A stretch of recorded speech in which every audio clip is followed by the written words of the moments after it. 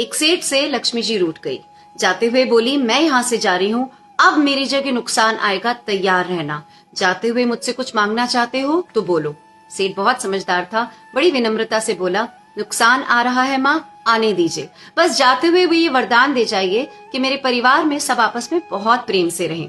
लक्ष्मी जी मुस्कुराई, तथास्तु कहा और वहां से चली गई।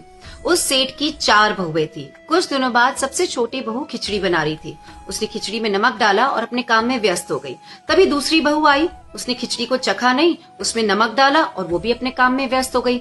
ऐसे एक एक करके तीसरी और चौथी बाकी की दोनों बहुएं आई, ना कुछ जाना देखा, खिचड़ी चखी नहीं और खिचड़ी में नमक डाला और डाल के चली गई। रात को सबसे पहले सेठ खाना खाने बैठा। जैसे ही उसने खिचड़ी का एक चम्मच लिया, उसे महसूस हो गया कि इसमें बहुत ज्यादा नमक है और तुरंत समझ में आ गया कि नुकसान आ चुका है। किसी से कुछ नहीं कहा, चुपचाप खिचड़ी खाई और चला गया। उसके बाद खाना खाने की बारी आई बड़े बेटे की।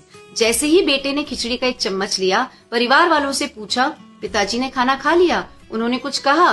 तो बाकी सबने जवाब दिया, हाँ पिताजी ने तो पहले ही खाना खा लिया, लेकिन किसी से कुछ कहा नहीं। तो बड़ा बेटा भी चुपचाप उसने खिचड़ी खाई और चला गया। ऐसे करके परिवार के बाकी सारे सदस्य एक एक करके आए, अपने से पहले वालों के बारे में पूछा, कुछ नहीं कहा, चुपचाप खिचड़ी खाई और चले गए।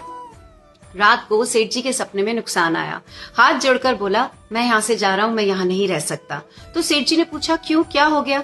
नुकसान ने कहा कि तुम सबने मिलकर 1 किलो नमक खा लिया, कोई किसी पर चिल्लाया नहीं, गुस्सा नहीं किया, सब शांत रहे।